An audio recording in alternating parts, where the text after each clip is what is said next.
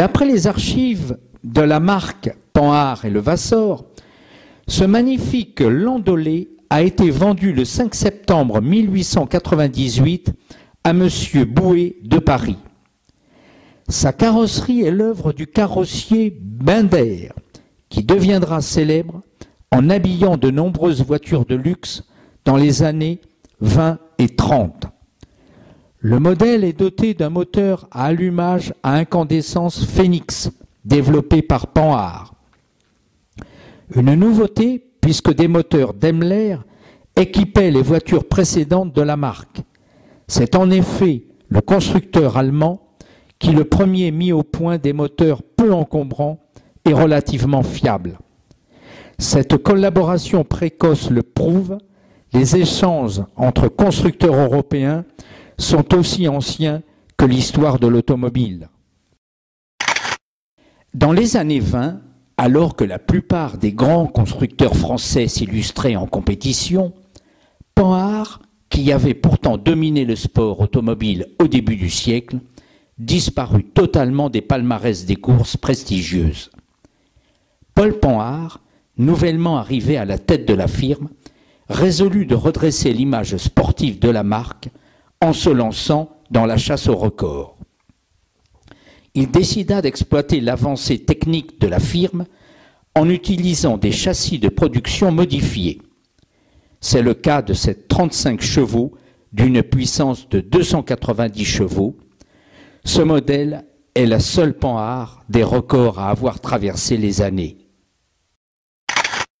La carrosserie en goutte d'eau de la Dynavia, style aviation, créa l'événement lorsque Panhard présenta ce prototype au salon de 1948. Son exceptionnel coefficient de pénétration dans l'air, inférieur à celui des voitures actuelles les mieux profilées, lui conférait une sobriété de chameau, moins de 3,5 litres au 100. À l'avant, les phares étaient remplacés par un projecteur central de grande puissance utilisé comme feu de route et anti-brouillard. Les feux de croisement étaient également expérimentaux. Une grande partie des innovations de la Dynavia furent reprises lors de la conception de la Dyna Z1. Panhard avait étonné le monde de la voiture légère en sortant ses petites berlines Dyna en 1946. La marque fit à nouveau sensation lorsqu'en 1953, elle présenta sa Dyna Z1. La surprise fut d'abord esthétique, car le constructeur avait beaucoup travaillé l'aérodynamisme, donnant à la voiture une ligne inhabituelle. Mais les premiers acheteurs apprécièrent vite ses autres qualités: espace, confort, sécurité, vitesse et surtout faible consommation. Cette voiture, tout en courbe, ne consommait que 7 litres au 100 en usage intensif.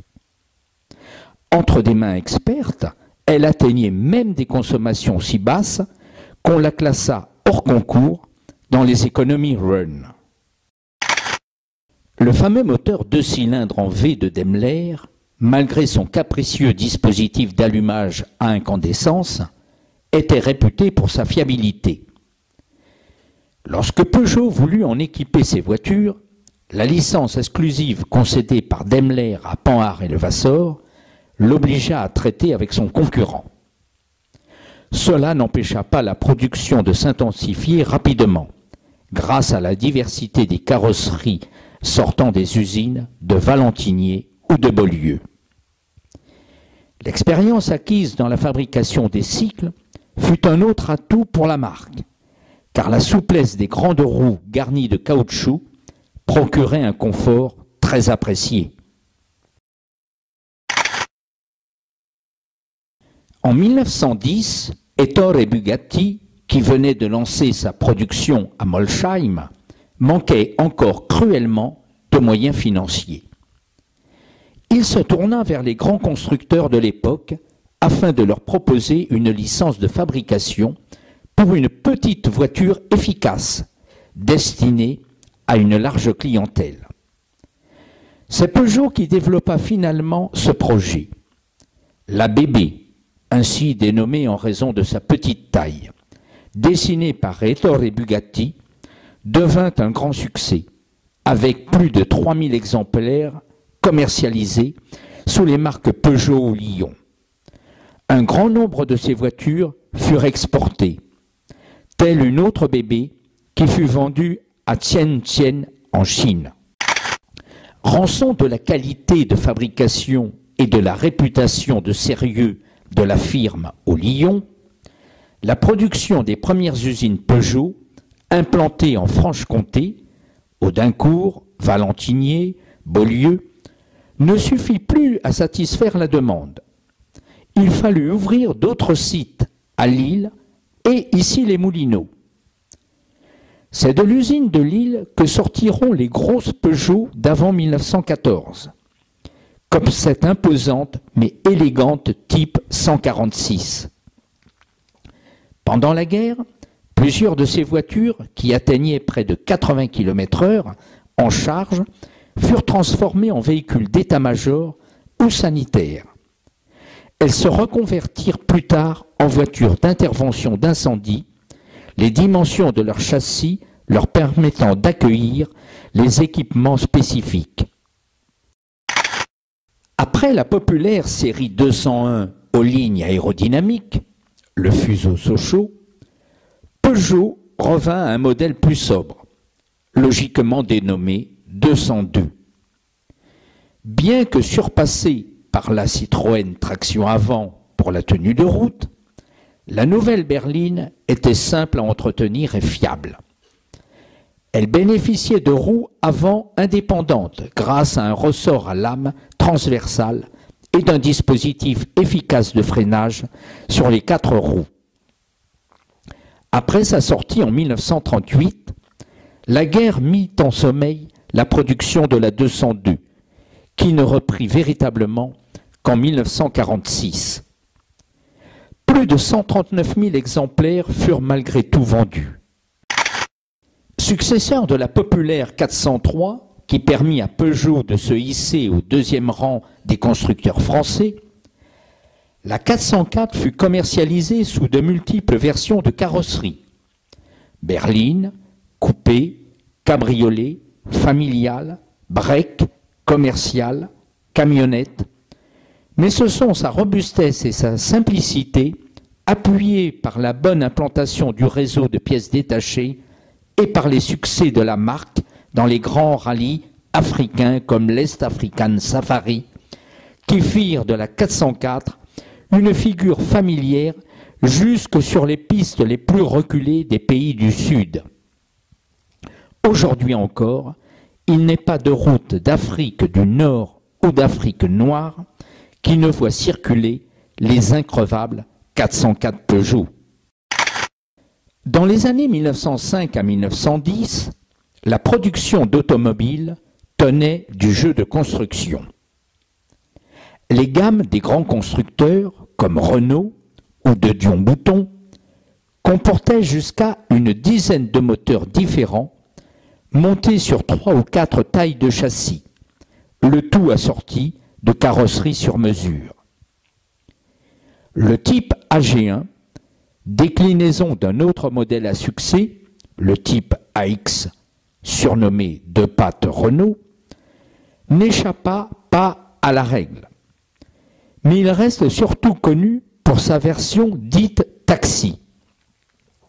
Un des plus gros clients fut la compagnie G7. Mais bon nombre de sociétés de voitures de place ou d'hôtels eurent leur flotte de taxis Renault, pièce maîtresse du paysage automobile parisien de ces années-là. Lorsqu'ils devaient choisir un modèle dans les gammes pléthoriques proposées par les grands constructeurs, la majorité des clients s'intéressaient d'abord à l'habillage. Ils recherchaient des carrosseries spacieuses et fermées, offrant une grande habitabilité et un confort agréable pour les passagers. Puis, en fonction du budget, il fallait choisir un châssis. Les performances passaient souvent au second plan.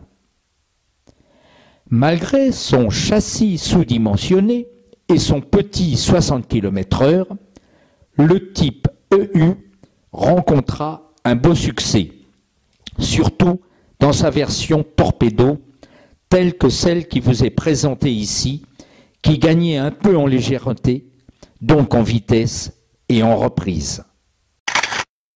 L'image de constructeur généraliste attaché à Renault n'a jamais permis à la marque de conquérir une clientèle attirée par les voitures de luxe, que le snobisme rendait parfois aveugle. Véhicule haut de gamme des années 20, le type NN soutenait pourtant la comparaison avec les Rolls-Royce Silver Ghost et autres Hispano-Suiza H6, en dépit d'une conception qui commençait à dater un peu. Un gros moteur de plus de 9 litres, souple et silencieux, entraînait cette luxueuse voiture à 110 km/h. Son châssis interminable fut souvent proposé par les carrossiers de renom comme Labourdette ou Kellner pour réaliser de somptueux coupés ou landolés à l'image de ce modèle aux finitions particulièrement soignées. La conception pendant la guerre de la petite 4 chevaux, due à l'ingénieur Fernand Picard, permit à Renault de proposer dès la Libération un véhicule bon marché, simple de conception et d'entretien, susceptible de répondre aux besoins de la clientèle la plus large. Sans être très rapide, 100 km/h, la 4 chevaux n'en était pas moins véloce, et de nombreuses familles purent profiter au mieux de leur premier congé payé grâce à ce sympathique véhicule.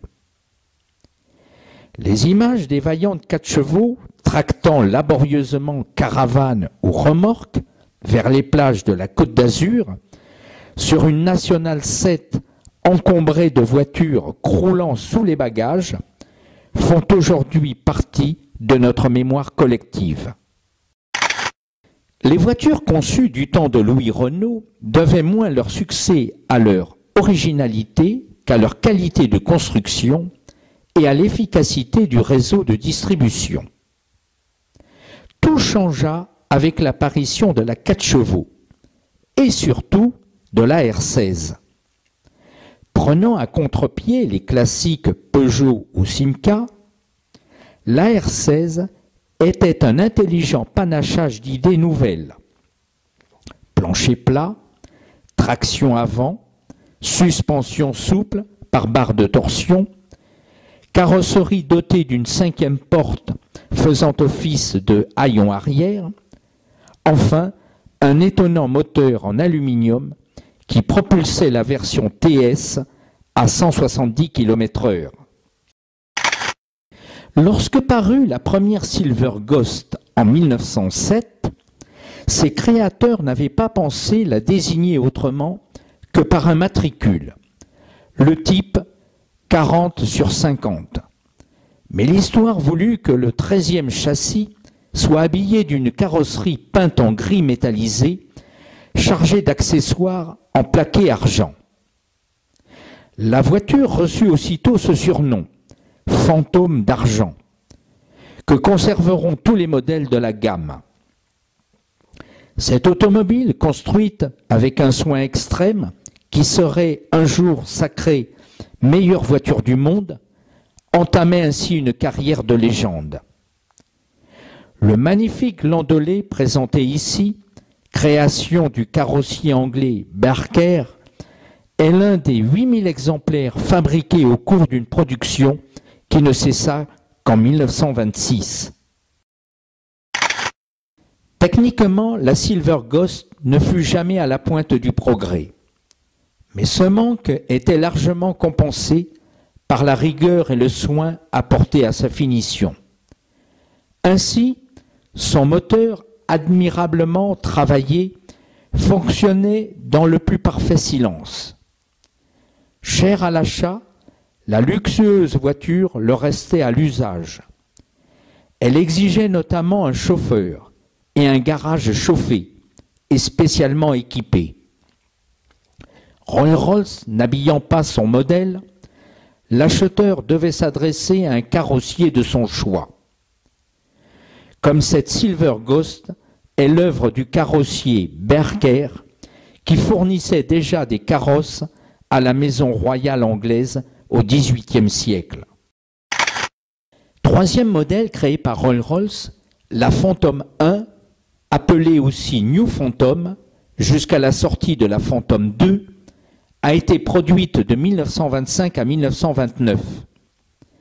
Fidèle à sa réputation, le constructeur avait créé une voiture qui n'était semblable à aucune autre. La Phantom 1 conservait le châssis et la suspension de la Silver Ghost, mais son moteur avait été considérablement modifié. Comme ses sœurs, elle bénéficiait d'une finition parfaite. Rolls-Royce avait d'ailleurs une telle confiance dans la qualité de sa production qu'il accordait aux acheteurs une garantie totale de 3 ans. Cette berline a été carrossée par Binder, l'un des plus grands noms de la carrosserie française. La Phantom 3 est le premier modèle produit après le décès de Sir Henry Royce. Malgré son nom, elle différait totalement des Phantom précédentes. Elle comportait 2 innovations importantes: une suspension avant à roues indépendantes et un moteur V12 qui pouvait entraîner cette voiture de 2700 kg à plus de 150 km/h. Véhicule d'apparat par excellence, la Phantom 3 avait été conçue de manière à assurer un confort absolu à ses passagers. Son prix était proportionné à ses qualités puisque la version la plus simple était déjà la plus chère du marché anglais. Elle se vendit pourtant à 710 exemplaires entre 1935 et 1939.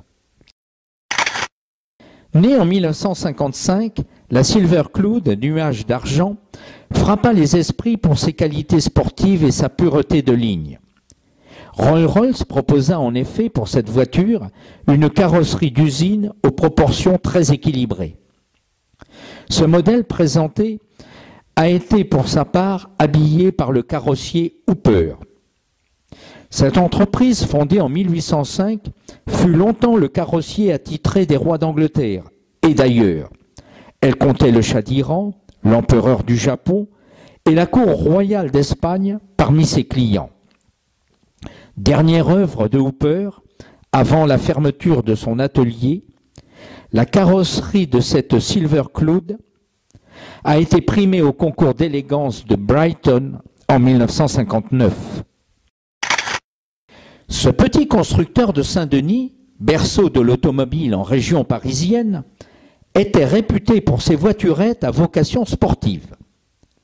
Sans prétendre se mesurer aux constructeurs de voitures de Grand Prix établis, comme Bugatti ou Ballot, les créateurs d'Amilcar, Lamy et Acar, dont l'anagramme donna le nom de la marque, n'hésitèrent pas à produire des engins de plus en plus performants. Témoin, ce type CO, un véritable bolide dont le petit moteur 6 cylindres de 1100 cm3 développait près de 110 chevaux. En 1947, 24 ans après sa sortie, c'est au volant de cette voiture que Maurice Trintignant gagna sa première course au Grand Prix d'Avignon. Après quelques années d'interruption dues à la Grande Guerre, l'industriel allemand August Horch, créateur de la marque, relança la série des grosses Audi. Le type E est une bonne illustration d'une pratique inhérente à l'histoire de l'industrie automobile, consistant à recycler des éléments d'une conception quelque peu dépassée. Avec son frêle châssis, repris sur des modèles antérieurs, plus léger, et son gros moteur de 5,6 litres à 4 cylindres, cet imposant torpedo faisait figure d'anachronisme vivant par rapport à des voitures plus modernes. La lourde carrosserie pouvait accueillir très confortablement 6 personnes grâce à de vastes sièges repliables baptisés strapontins. Comme beaucoup d'inventeurs de génie, Carl Benz était anticonformiste. C'est cette qualité qui le poussa, un beau jour de 1892, à monter un moteur monocylindre de 1700 cm3 de sa conception sur une calèche genre Victoria. Une fois surmontés les échecs et difficultés des premiers essais, ce choix s'avéra excellent. Contrairement à Daimler, qui avait placé son moteur verticalement au centre de son dog-cart, ce qui faisait subir à la voiture des secousses dues aux déplacements verticaux des pistons. Benz installa le sien horizontalement à l'arrière. Les vibrations furent ainsi absorbées par la structure du véhicule, adaptée d'une des plus souples et confortables voitures hippomobiles de l'époque. Issu d'une lignée d'industriels, Léon Bollée poursuivit l'œuvre de son père Amédée. Ce fondeur, établi au Mans, avait construit à partir de 1875 une série d'engins à vapeur dont les noms appartiennent à la légende de l'automobile. L'Obéissante, la Mancelle, la Rapide et la Nouvelle. Son fils s'orienta vers la fabrication de voitures plus classiques. Mais il se fit d'abord connaître en créant un curieux véhicule baptisé Tricard. Ce tricycle était entraîné via une courroie par un moteur de 650 cm3 placé sur la roue arrière. La place du passager devant le conducteur, face à la route, exposait son occupant à un risque certain. D'où sans doute son surnom de « siège de belle-mère ». Le choc pétrolier de 1974 marqua un tournant dans l'histoire de l'automobile. Devant la prise de conscience d'une possible pénurie, les constructeurs du monde entier durent réduire la puissance et la consommation de leurs véhicules. Les firmes américaines, en raison de la relative indépendance énergétique du pays, furent moins touchées. Certaines, poursuivirent même la production de voitures selon les normes locales. Carrosserie démesurée, gros moteur glouton et automatisme consommateur d'énergie. En 1979, Chrysler proposait ainsi comme milieu de gamme cette New Yorker au confort cossu qui buvait allègrement ses 25 litres au 100. Lorsqu'Émile Delahaye disparut en 1905, il laissa son entreprise à un Alsacien, Charles Weifenbach, qui sut la faire prospérer en construisant des voitures de grande qualité, fiables et rapides. Un des fleurons de cette production fut le type 135, animé par un moteur 6 cylindres de 3557 cm3. Plusieurs versions virent le jour à partir de 1935, dont le modèle compétition 135 MS, vainqueur des 24 heures du Mans 1938. Le châssis 135 fut repris après-guerre et les carrossiers français les plus réputés eurent le privilège de l'habiller. La carrière de constructeur des frères Dufaux fut courte mais mémorable. Installés à Genève, Charles et Frédéric décidèrent de fabriquer une voiture de sport pour participer à la Coupe Gordon-Bennett en 1904. Le résultat fut un monstre de puissance. Le moteur, 8 cylindres de cette biplace produite à 5 exemplaires, développait 90 chevaux pour une cylindrée effarante de 12 761 cm3. L'engin atteignait les 140 km/h.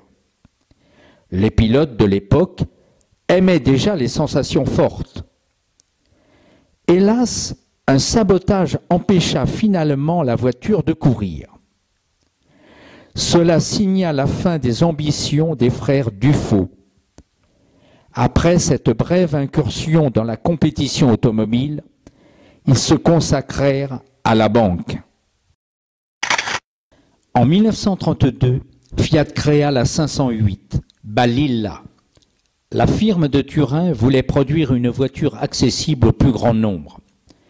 Ce fut chose faite avec la Balilla, qui reste aujourd'hui aussi célèbre en Italie que la Ford T aux États-Unis. La version sportive, la 508S, s'afficha aussi bien sur les routes que sur les circuits, où le petit bolide rouge devint rapidement un rival sérieux pour les sportives anglaises comme MG ou Singer. Le châssis de la 508S a reçu 3 carrosseries différentes. Celle-ci, dessinée par Ghia, est dite Coppa d'Oro. Ce nom s'inspire de la première victoire de la voiture au Giro automobile d'Italie de 1934. À la suite du français Nicolas Cugnot, qui fit rouler en 1769 le premier véhicule à vapeur, le flambeau fut repris en Angleterre, puis en France. Une seconde génération de voitures vit le jour, grâce aux travaux de Bollée et d'une foule de pionniers dont l'histoire a parfois retenu les noms. Ainsi, le docteur Jacot, un médecin de Chantilly, qui commanda à un artisan, le forgeron Barbier, un véhicule de petite taille mu par la vapeur. Curieux mélange d'archaïsme et de modernisme, cet engin unique est construit comme une petite locomotive. La chaudière et les 2 moteurs se trouvent à l'avant, la transmission aux roues arrière se faisant par des engrenages et 2 courroies perforées. Après avoir gravi toutes les marches de la compétition, Colin Chapman accéda en 1961 à la catégorie suprême, la Formule 1. Dès 1963, il fut en mesure d'engager un bolide qui mènera son pilote Jim Clark au titre de champion du monde. Première monocoque en F1, la 25, qui deviendra la 33 en 1964, surclassait ses concurrentes de facture plus traditionnelles.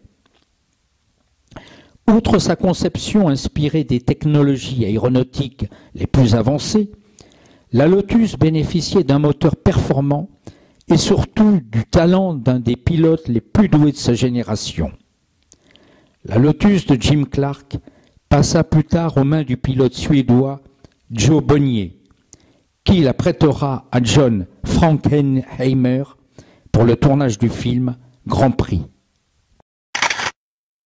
En 1921, Matisse présenta la 6 HP au type P. Malgré une mécanique digne de modèles supérieurs, cette petite voiture fut classée dans la catégorie cycle-car afin de bénéficier d'une fiscalité plus avantageuse. Mélange de techniques motocyclistes et automobiles. Le cycle-car, dont la vogue sévit dans les années 20, ne pouvait réglementairement pas dépasser 350 kg et 1100 cm3 de cylindrée. Concurrente directe de la Citroën 5 HP, la Matisse se classa parmi les meilleures voitures de sa catégorie. Elle s'adjugea même un record de consommation en 1922, en parcourant 100 km avec 2,38 litres d'essence. Matisse lança cette année-là un slogan resté fameux : « Le poids, voilà l'ennemi ». Ayant quitté Daimler en 1907, Wilhelm Maybach fonda une nouvelle société avec le comte Zeppelin. Les deux hommes commercialisèrent des moteurs pour avions et dirigeables, puis bientôt pour automobiles, tous conçus par Karl Maybach, le fils de Wilhelm. En 1921, Maybach décida de créer sa propre usine automobile. Il s'engagea alors dans la construction d'une série de belles voitures de luxe, DS6, 7 et 8, équipées de moteurs à 12 cylindres en V, robustes et puissants. Tout est traité avec beaucoup de soin dans ces modèles truffés de dispositifs d'assistance et de confort, comme un chauffage par circulation d'eau chaude destiné aux pieds des passagers arrière. Les célèbres bolides de la firme de Stuttgart sont tous des descendants directs de la coccinelle. C'est en effet à partir d'une version coupée de cette voiture que Ferry Porsche, le fils de Ferdinand, développa sa lignée d'automobiles de sport. Une politique d'amélioration constante lui forgea peu à peu une identité propre, renforcée par les innombrables succès en course. Aucune victoire n'échappa à Porsche, mais Le Mans restera le lieu de consécration pour la marque, qui remporta sa première victoire absolue en 1970 avec Herman Atwood. Cette 908 a pris la 3e place du podium en 1968 et 1972. Elle fut également utilisée par Steve McQueen pour le tournage du film Le Mans. Cette voiture présentée est le seul exemplaire subsistant de la production de cette marque éphémère dont les ateliers étaient installés à Paris. La Sage figurait parmi les plus grosses automobiles de tourisme de son époque. Le principal intérêt de cette imposante voiture réside dans le fait qu'elle possède 3 carrosseries différentes, provenant du même atelier. La carrosserie actuellement montée est une version sportive, à 2 baquets et vaste plage arrière. Pour les sorties estivales, le châssis peut aussi recevoir une caisse genre double phaéton, avec portillon à l'arrière. Une caisse fermée est enfin prévue pour les saisons froides, transformant la Sage en coupé de ville. Habile artisan, originaire de Culose, dans l'Ain, Léon Serpollet crut toute sa vie à l'avènement de la vapeur. il n'était pas dépourvu d'arguments. Ces voitures à chaudière à vaporisation instantanée étaient puissantes, rapides. Elles atteignaient 110 km/h, d'une fiabilité sans faille et silencieuse. Mais leur coût élevé était un gros handicap que Serpollet chercha à réduire en s'associant au mécène américain Gardner. L'apport d'argent frais permit d'engager les types H dans les grandes compétitions, comme Paris-Madrid ou le Trophée des Ardennes, où elles battirent à la régulière leurs concurrentes à pétrole. Isolée dans une lutte sans espoir, l'usine dut pourtant se résoudre à fermer ses portes en 1904.